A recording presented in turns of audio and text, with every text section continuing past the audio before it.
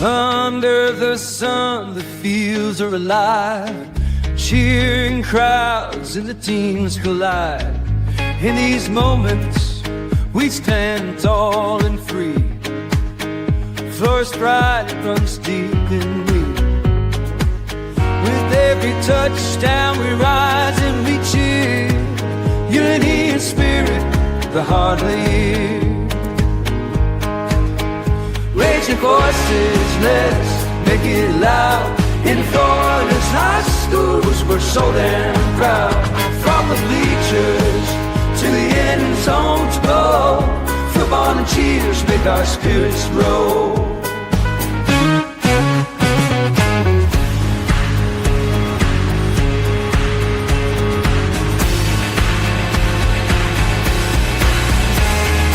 Girls in the game, they're fierce and bright. Flag in hand, they give it their might. From every town they bring their dreams. On this field of gold, nothing's as it seems. Together we shine, together we play. In Florida's heart, we own this day. Raise your voices, let's make it loud. In Florida's high schools, we're so damn proud.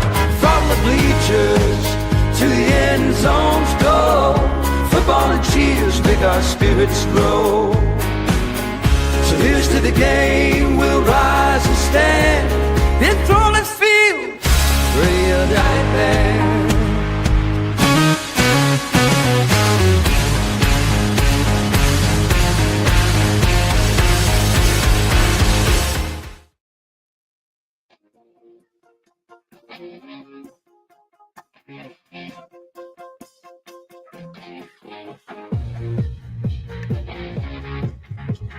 All right, it's 9 o'clock on the East Coast, 8 o'clock Central Time. And it's time for the South Florida edition of the Blitz here. Josh Wilson along with Christopher Like.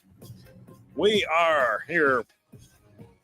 This is our 4th out of 5 shows for Tuesday night as we are rolling along here. And boy, they can't even keep the college football off the chat, but there they go. No, they can't. And here's the other thing. We survived 2 hurricanes this weekend. I know, and we're not talking about the Miami hurricane variety type either. My goodness! I mean, who would have thought? Everybody was like, at one point over the weekend, part of the East Coast of Florida was under a tropical storm watch for Imelda, and all of a sudden, here's Humberto goes up to a Cat 5, and then it's pulling Imelda out. So, thank you, Mother Nature. Thank you. Yeah. Yeah, I was wondering if we're gonna have games this weekend. I mean, by the way, maybe in some, I was wondering too. Maybe okay, all right, is our luck running out? But knock on wood, not this week. Yeah, not this week. Strong talk for a Gator fan. Oh, I got an answer for you. Yeah. Actually, boy, the chance of a UFO pulling up in the parking lot is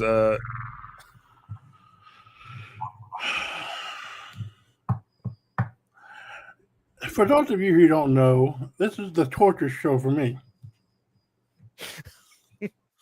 Josh will explain that pretty soon, and you're going to find out why.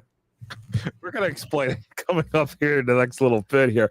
Coming up, we'll have head coach Dameon Jones from Chaminade-Madonna. I sent him the link, so hopefully he said he was good coming on tonight. We sent that to him, so we'll hopefully have him coming up here in a few minutes here. But with that said here, let's get into it with the Blitz Lines, and let's look back at what happened this past week in terms of week 6 and our picks on South Florida and Dr. Garcia and Boynton Beach. Well, that was a close battle, but Dr. Garcia pulled away and gets a win there. And They're stamping they're trying to make a mark in terms of getting into playoff positioning, and the latest FSA Power Rankings does have them in that mix for a playoff spot. And I think I'll tell you this, Chris, in my opinion, them playing upping the schedule a little bit this year, especially playing Delray Beach Atlantic, I feel like that helped them in a lot of aspects, even if that was not a win. In my mind, I think that this definitely helps in terms of getting scheduling situated there.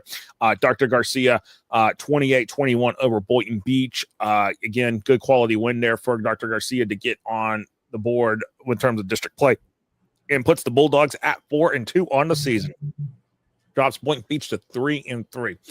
Now, here's another game that Mark Cannon was at, by the way.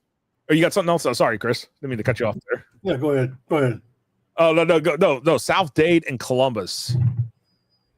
How about this one? I mean, and the forecast called South Dade to win. And boy, Mark Cannon was at the show, by the way, at the game, by the way. And that was a close battle there at the end of the day. And how about this one? I mean, South Dade gave Columbus everything they had, but in the end, Columbus 42, South Dade 34. The Explorers finally pick up win number 1 on the season. Yeah.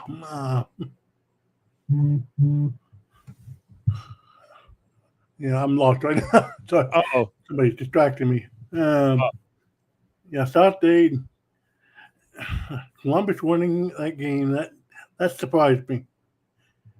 And now I got questions about South Dade more than I do Columbus.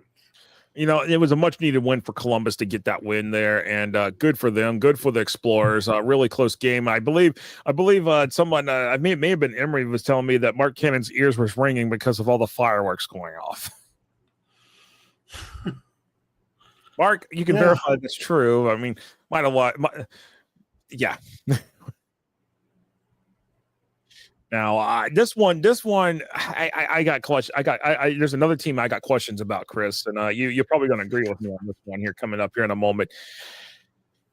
Yeah,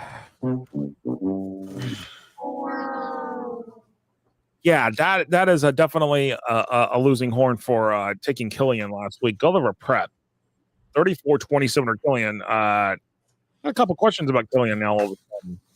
Where did that come from? Huh? I mean, where the hell did that come from?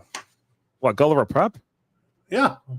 I'm still trying to figure it out, but boy, they must have saw our forecast, and they must have told us that there was something. They must have saw that and used that as bulletin board material, because apparently that motivated them to a win. Yeah, I mean, not much to say about Gulliver Prep, but Killian losing that game, I'm a loss of words. I'm a loss of words too myself here, and there's really, man, I just don't know. I don't know, but then we got to talk about. I mean, I think there's a lot to be digested about all of this in terms of South Florida this year. There's just a lot. Maybe it's one of those cycles that I got to say about South Florida. It's just things are coming and going here in cycles here. And the next one I got to talk about here is it's this particular game. And I thought there'd be a lot more scoring by one team versus the other, but American Heritage Plantation 28-13 over Plantation. Very tight ball game. Gotta love a rivalry game like that. I mean, American Heritage struggled since getting that win over St. Joseph's Prep in week 1. I mean, honestly, that one kind of is. I'm scratching my head over too, because honestly, the Patriots, in my opinion, should have won this game by a wider margin, in my opinion. But at the end of the day, there's been some games they should have won. There has definitely been some games they should have won here, and they just haven't.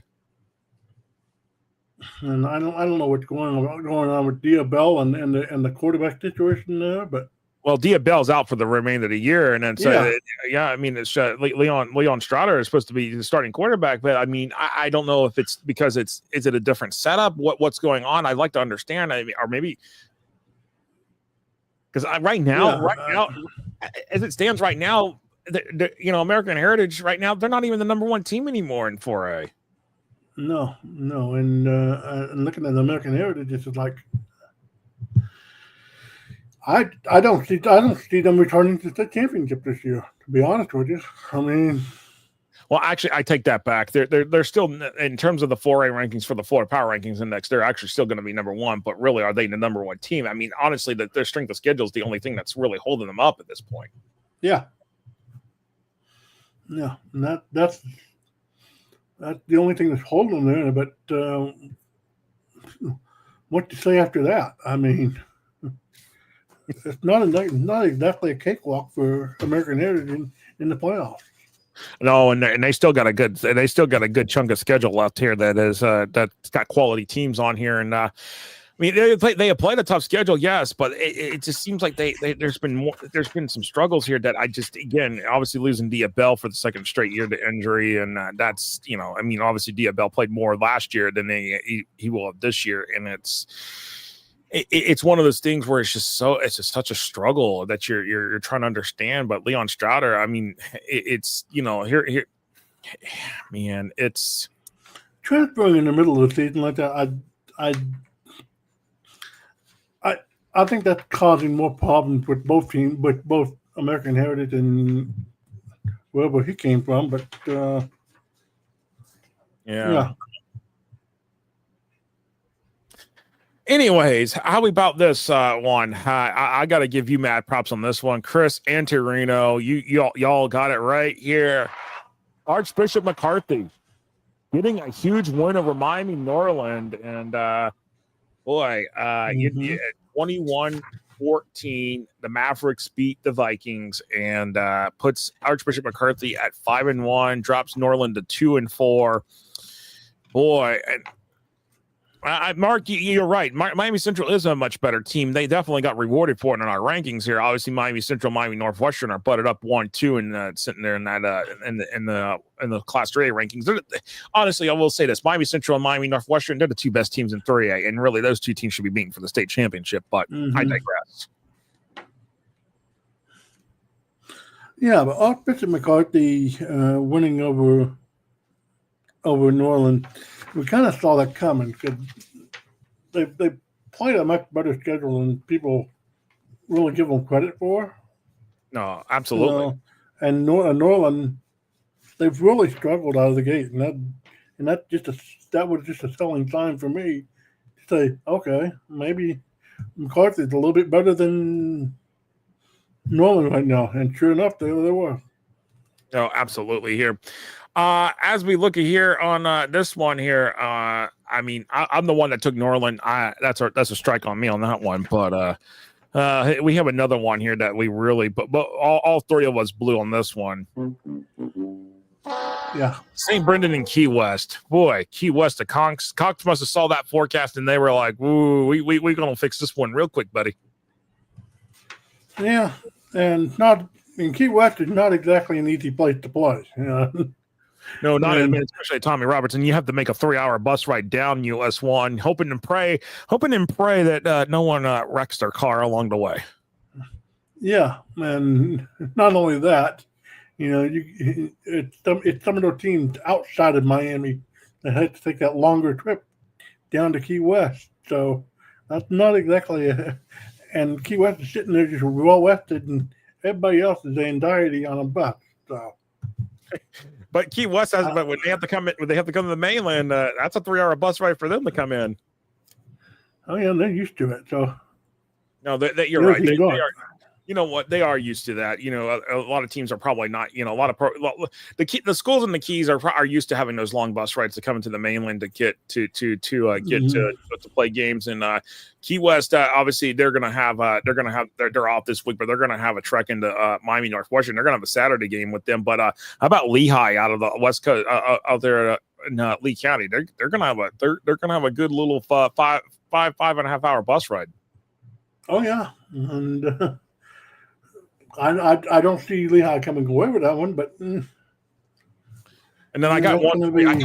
Yeah, and I got one for you here coming up here in the end of October here, and I'm gonna look at this one. Okay, let me pull it up here. I'm not gonna tell you the opponent just yet because that way I'm not giving away my whole entire hand here on this one here. But I want to get this one up here on the map here. Let's see, Tommy. See if I get let me just go ahead and just put Key West into this one. And then I'll get the general directions here. All right.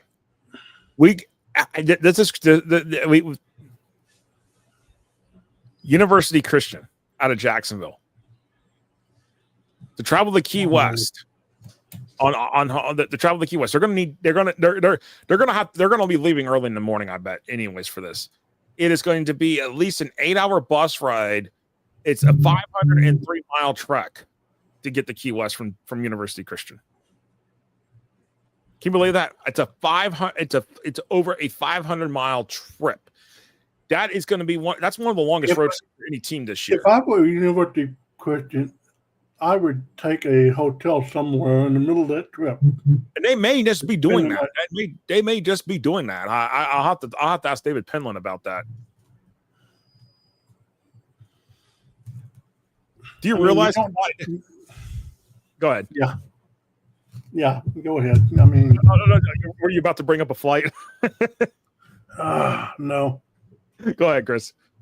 And here we've been discussing an idea over the last few years of Key West playing a certain team in Alaska.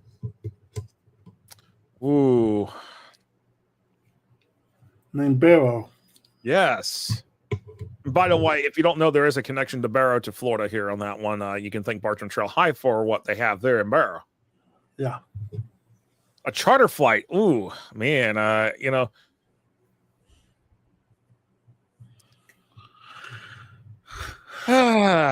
But yeah, that's my dream matchup for Key West. Them playing Barrow one year. The question is can it line up? Because remember, Alaska season starts weeks ahead before. It actually can but Alaska plays it. They start their season, I think, 3 weeks ahead of Florida. But I know they're about to go into their playoffs, I think, here coming up here pretty shortly. So it would have to happen in like September for, what, bring Barrow down one year and then have Key West go up there the next year. Do a home and home. Yeah, and that would be a great thing and I guarantee you somebody like ESPN will pick that up. Hey, we got the northernmost end of the United States versus the most southern end of the United States. Let's play. Yeah. Okay.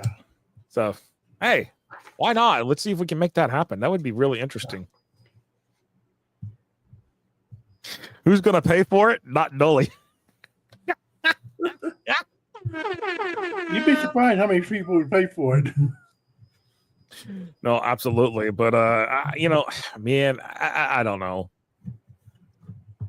I was hoping Coach would be on, but I sent the coach a message, but haven't seen him on. At this point, we apologize if coaches. This is what happens sometimes. You try to get coaches on, and something they forget. Yeah. What we may just have to do is start pre-recording with some of these coaches. If this is what's going to happen. Yeah, it is what it is. Hop on my plane to Fairbanks. I'm gonna do this. I'm gonna hop on my UFO again. I'm gonna hop on my UFO and go. Another thought, Josh, would be Honolulu, St. Louis coming out to Florida. Ooh, Hawaii. And I know they start like early August with their season. Mm-hmm. Apologize. I thought we were going to have Coach on, but I don't. I have a feeling we're not going to have Coach on. But that's all right. What's that?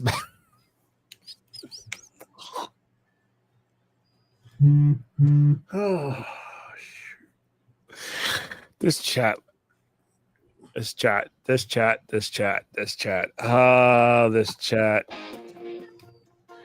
Let's take a break. Let's recollect our thoughts here before our faces get beat red again. Because as you said, no, Chris said, apparently this is the episode I have tortured him on already. So, but I'll have to explain that when we come back. You're watching the South Florida edition of the Blitz here on FloatHSFootball.com and the social media networks. We'll be right back right after this.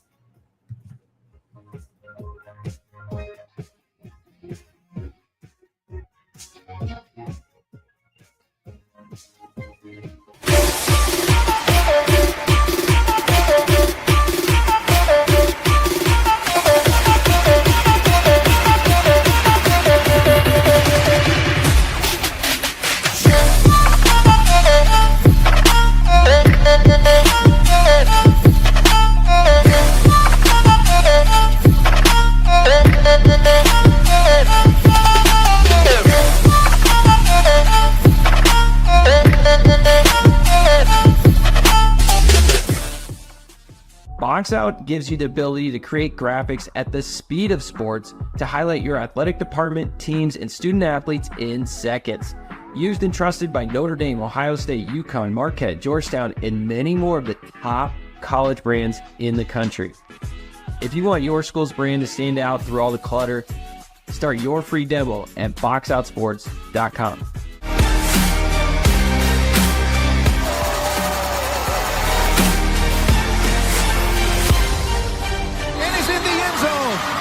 Touchdown! Touchdown!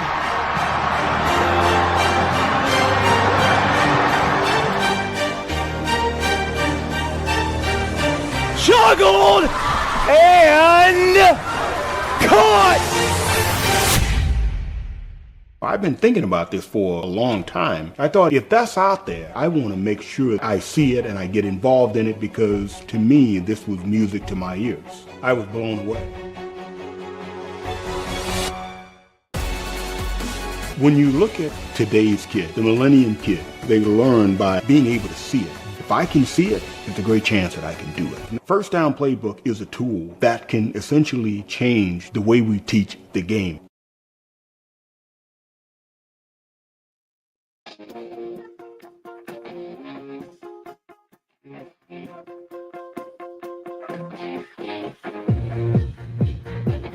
Welcome back here to the South Florida edition of the Blitz here on FloatHSFootball.com and the FloatHSFootball.com social media networks here.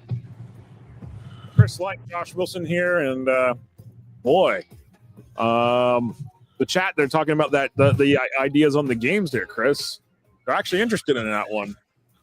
Yeah, you and I have talked about this for years. We've talked about Key West and potentially playing Barrow, but we've never really gone farther beyond that. So, no, but we'll have to see. Well, I don't know, but I heard something in the thing. But they're talking about USO, the coach, but I don't know.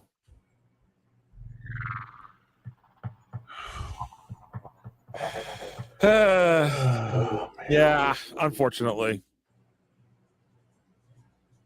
I mean, to be honest with you, the Key West and Barrow thing would be a great interest story on many levels. I mean, not just for a company like MacPrep or these recruiting services, but ESPN getting a hold of that.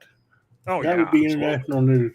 Oh no, that would be something of interest there for sure. I definitely would agree with you on that one. For the likes of checking everything. By the way, looking at some of the other stuff here, South Florida. You know what? I got to go back to everything with South Florida. I wish we could have that game. There's quite a few games that we would like to pair up with out of state teams, see how they would go against. I mean, in terms of like good quality matchups, not just matchups, but.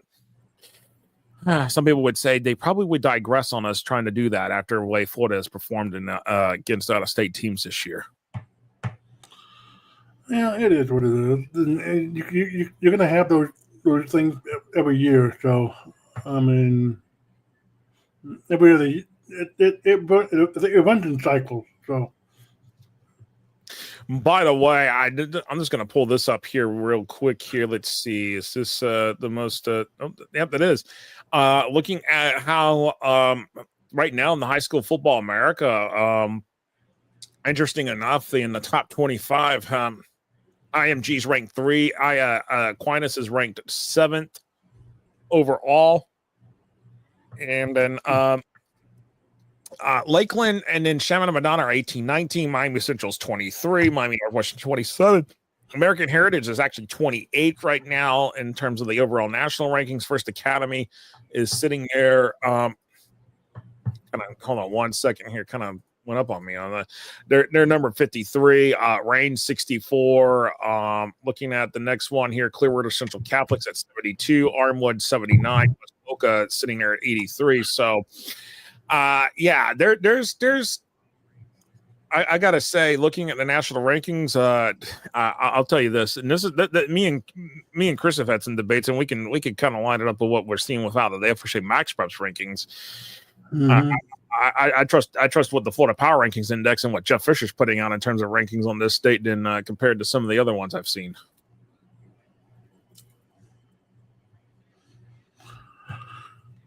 Yeah. I see in the Max Prep rankings that Cardinal Gibbons is 17th on the Max Prep rankings. So, yeah, I'm just kind of like thinking like, is that too high of a value? But and what's interesting is that I don't want to be calling out necessarily a lot of ways, but. When I look at what Max Preps has got in their top 20, well, their national rankings, okay, obviously they do very well in terms of ranking the teams in Florida here. Looking at it, there's another one I want to say. There's one other one I want to say that does. Whoops, yeah. Chris lost his phone there, I think. Yeah. But I think there's one set of rankings that I'm kind of concerned about why it is, but. There's the it's the one that's the Massey ratings, and Massey. That one leaves me head scratching a lot because it's like ING Academy, and then it's like okay, there's this. What I'm trying to really wrap my head around is trying to see if I can pull it up on Jeff Fisher's one, but yeah, I'm not seeing it come up here, but there's a team from Nebraska ranked in the top 25 in one of the rankings that I'm like, okay, when did Nebraska have good football that warrants a top 25 ranking nationally? Because if you can find me where that top 25 is, I don't know. Well, in defense of Nebraska, they do have some good kids there. So no, good kids, especially in the Omaha area. So. But that doesn't warrant a national top 25 rating. That's where my question is. Yeah, I don't know. I mean, it depends on who they played up there. So. Yep. No, you're right. You're right. But boy, it's not. Wait a second. Someone's talking. I can't keep up with this chat tonight. Woof. Yeah. Man. Chris, you want to do some picks? Might as well. Oh, wait a second. That's the wrong sound effect. I don't need that one. I need this one.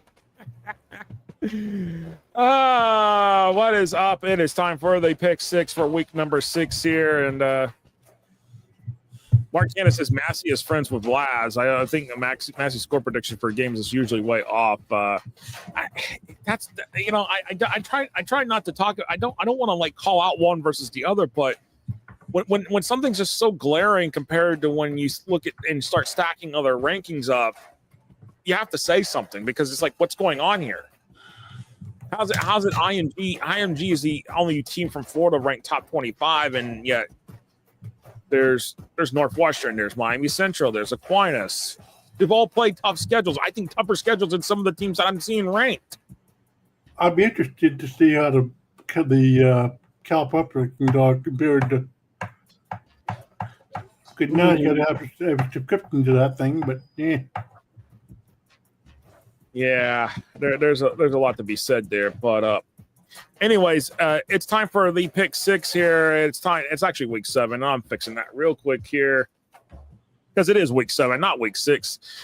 Yeah, I agree with you, Emery, on that one about the predictions here. And actually, I trust my own predictions more than anything else right this second. So there we go. We'll trust the computer that we have worked on and made sure that we have tweaked along the way here. Yeah. And so to answer the comment that Chris made at the start of the show, he said, "You're really gonna make me do this? Huh? You're really gonna make me do this?" Yep, I am going to make you do this. I am going to make you do this. Okay. Or you can take you can take a pass on this. If you really want to. Fire away. Yeah. So here we go. So the first game up on the picks. This is why he said that's what he said at the start of the show. Hallandale 3-2 at Cardinal Gibbons 3-2.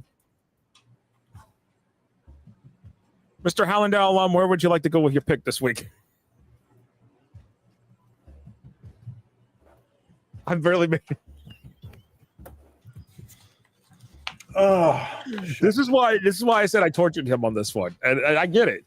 I get it.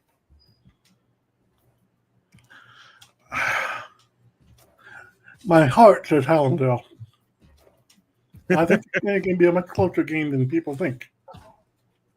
Hallandale does look much improved this year. I mean, the results do speak it, but Cardinal Gibbons is Cardinal Gibbons. Yeah. And that's the problem. Give me Cardinal Gibbons by maybe a touchdown, but I digress. Chris digresses here on this one. I'm surprised he didn't have a sign to put up instead of Reno is taking Gibbons in this one as well here. It's man. Oh, coach is Now he comes in. The coach. We'll put a pause onto the rank for the pick six here for a moment here. Let's do this here. Let's bring coach in real quick here. We thought coach something. You know something, Josh? This is torturing me right now. You got 2 Hallandale alums on this show right now. Well, I'm about to bring coach in here. Just give me 1 second here because I gotta get back to here. We'll get back to the pick six in a moment, everybody. We'll do this. Bring in coach in here. And, hey, coach, we thought we freaking forgot about us, but I know everything's crazy. But we'll get you in here, coach. Man. Just to lay the land here, we were getting into our pick six, and this guy over here decided to torture me with Hallandale and Cardinal Gibbons. Mm-hmm. But anyway, we got Dameon Jones in the house. Coach, man, I appreciate you taking a few minutes of your time here and everything. But Coach, first and foremost, after the start of the season, when the season started, obviously that was a tough loss to start the season, but y'all have been working your way through the schedule here and on our way to working towards for running for another state championship. Let me just ask you this first and foremost: what have you learned about the program here in these first 6 weeks of the season here? Given the fact that it's there's obviously things are still as we know in high school football here in the state, it's very volatile. One thing I know is we get better. Everybody gets better. From week 0 to week 10, your team gets better. So that's one thing I know, and one thing that we've been from week to week just getting better, improving, and just trying to work on our flaws and our mistakes, and so we can be a sound football team. No, and absolutely, and when you look at it, just talk about the team, what the guys that have done here so far. I know that you've had a couple guys leave the program in the process. That seems to be more of a norm these days. Kids coming in and out, but for the key group of guys, obviously, you had some graduation losses, but the key group of guys that have stuck with it, what do you say about them and what they've been able to do so far this year, just as a team, given the nature of everything that's happened? Well, those are my leaders, the guys that's, stuck it out and, been there for a while, Brian Julius, um, Derek Cooper, you know, some of just the leaders, man, of guys who just kind of knows the culture and the system of Chaminade-Madonna, So, we're starting a new group, a bunch of freshmen that we have on the team this year is just learning that system, learning that culture, and it just continue. Like I tell everybody all the time, at the end of the day, it's still a Ferrari, just a different driver, so. I got to say this real quick. Let me follow up on this one real quick here on the you said freshman Malik Leonard. Obviously, that he's starting out there for you as a freshman. I mean, that's huge. When we're looking at his stats there in terms of what he's had so far this year. I mean, that right there is what speaks volumes of hey, it's not just seniors, but it's the underclassmen that are doing their part. Yeah, I mean, if you're running a program, man, you're putting the best out there, no matter what grade or how big they are, and that's the case with Malik, man. He's coming in as a true freshman, and he's the best of the best. So no matter what grade you're in, that we play the best of the best. No, absolutely. So you guys have been on a roll ever since you guys played against St. Francis Academy. What did you guys learn about yourself in that St. Francis game and took away as a winning program for going four straight so far? Oh man, you learn a lot from games like that. That's why you play those type of games, man. There was a top rate team in the country, and we were ranked top in the country at that time. And sees where we're at. We learned that at that point, we need to be a little bit more physical, a little bit cleaner when it came to penalties, and at that time wasn't sure of who can do what, because a bunch of new guys that hadn't played with that lion on their helmet before. And, that's why I always say, well, what I say now is, you get better week to week, I say it every year, we're a different football team from week 1 to week 7. And by week 8, we kind of, a well-oiled machine and just kind of get going and getting ready and revved up for the playoffs. I gotta say, when you talk about each week, you talk about each week's different, and let's go back to that American Heritage game. I mean, because we got a question from one of our fans in here, and he asked, Coach, what is the key to your great comeback against American Heritage?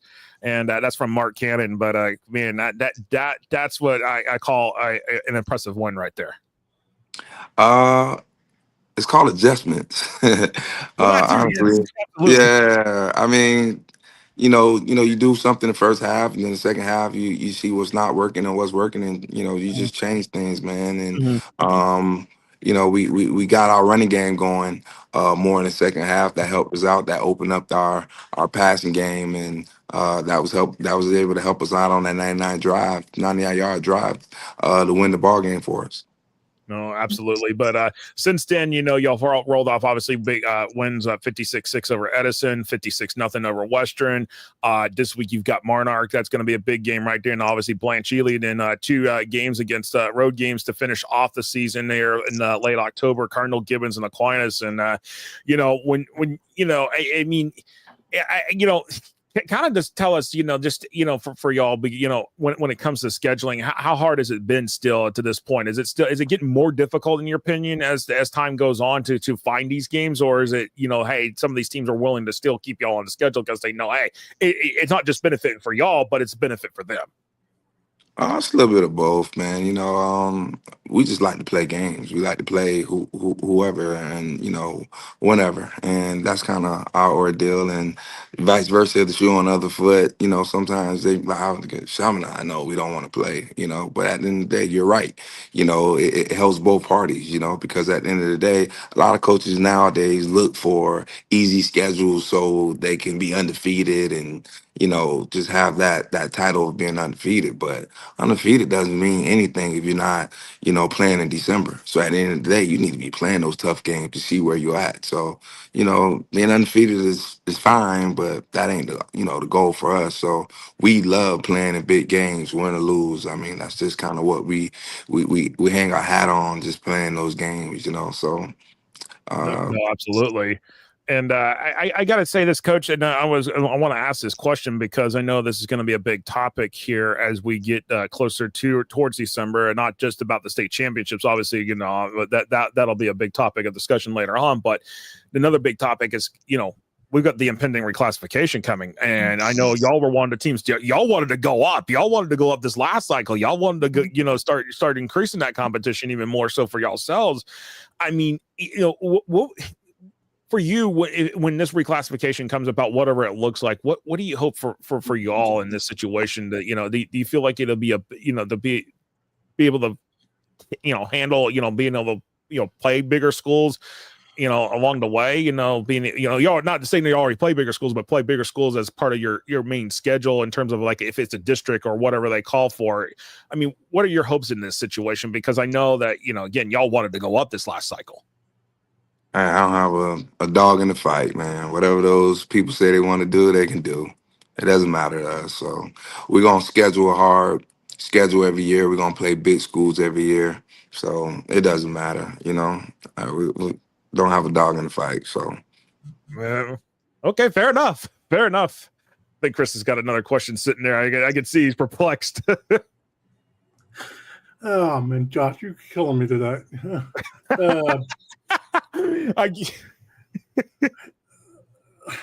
What did looking at some of your players? What's your opinion on Jason Lopez and how he's performed this year? Oh man, I think I read somewhere like Jason Lopez has a clutch gene, and I'm a big fan of that, man. That kid, he's tremendous on the football field and the basketball court, man. And the things he does, it's been a long time since we've seen a athlete that's getting a scholarship to go do both in college at a Division I big program at like Florida State, where he's going to play football and basketball. That just lets you know the type of athlete this kid is and what he's capable of doing, man. And I get a chance to see it week in and week out, and I just be amazed, like just wow, I thought watching Jeremiah Smith every day, that was a special that was a special treat every day, and I probably had never see that ever again in my life. But Jason Lopez, just because he's able to play two different sports at a high level, that's a treat as well. I mean, Jeremiah Smith, just man, you're not going to be able to find another guy like him like that in terms. But Jason Lopez, what he's done, I mean, it's definitely huge. But real quick, Coach, as we wrap this up here, one thing that especially they say defense wins championships. This may be what one key stat that will stand out for a lot of people. Your defense has racked up 24 sacks in terms of the stats so far on Max Press. You can talk about what just being able to rack, because you get into the quarterback. That obviously is y'all are creating a lot of pressure on these guys that you're going up against. One thing that we definitely do, and my coaches on that side of the ball, both sides of the ball, but Coach Joe Ballard and Aaron Skrupski, one of my former players who put it together with Darren Smith, a Hall of Famer. It's tremendous what they do on that side of the ball and the game planning they do, and that's one of the reasons that they're so successful every week to week. Shutting those guys down, man, and I can't say we got all the talent on defense, but those guys are so scrappy on that side of the ball and play so hard, man, and that's kind of what's been carrying us week to week. And the offense has picked up their lackluster performance from St. Francis and it's been rolling since then. So my thing and my speech every week to my guys is just to get better, Like we're not at the top of the mountain. We're not one of the number one team in the country. None of that. But we just want to work hard, go out there, grind, and get better every week, and see where we finish at. When the smoke clears. No, absolutely there. And with that said, it's 4 games left on the schedule over the next remaining 5 weeks between week 7 and week 11. Marnark, Blanche, leading Gibbons, and Aquinas. And man, Coach, it's as they say, it's not how you start, it's how you finish. 100%. And we finishing it with St. Thomas Aquinas, one of the best, teams down here in South Florida, man. So we played them last year, and it was an exciting, gritty game. Went down to the fourth quarter, and I expect it to be that again, man. They do a good job over there at St. Thomas, and also with Cardinal Gibbons. That's one of the programs that has been good around here for a long time. Just a little down, maybe a little bit this year. But Matt DeButt does a great job over there as well, man. And it's kind of just the high and lows, and you just can't go into any of these games, slipping because everybody got a bullseye on your back, and so just trying to be ready week to week. And this week is Monarch, and that's where our focus is, and that's what we're game planning for. No, absolutely. And Coach, appreciate you taking a few minutes out of your time, and we'll have you on again as we go through the playoffs, and we'll talk. We're looking forward to seeing what Chaminade-Madonna does here in the final weeks of the regular season. Thank you, man. Hey, thanks, guys. Appreciate you guys having me. Hey, good seeing you again, Chris, man. Charge of pride, baby. Appreciate it, buddy. There you go. You take care. Appreciate it, Coach. All right, have a good one. You too. All right, that's Coach Dameon Jones joining us here on the Blitz, and let's get back to it here real quick with our pick six here. Before we finish it up here, for those that don't realize it, Coach Jones and I both went to Hallandale High School, so that's the background of that. Mark Cannon says, Coach, can you get tickets to that Aquinas game? That's going to be a sold-out game at Prime Piccolo. We know that. Oh, yeah. All right, back to the pick six. As we said, our picks on this one, it's Hallandale, Gibbons. We are taking on our picks on that one. We've rolled with that one. We're rolling with Gibbons here, and our dude Reno, he is taking Gibbons as well. Real quick, up next, with the forecast, by the way, let me go back to that because if I had it up here, there we go. Hallandale is Cardinal Gibbons is a 22-point favorite over Hallandale in that one.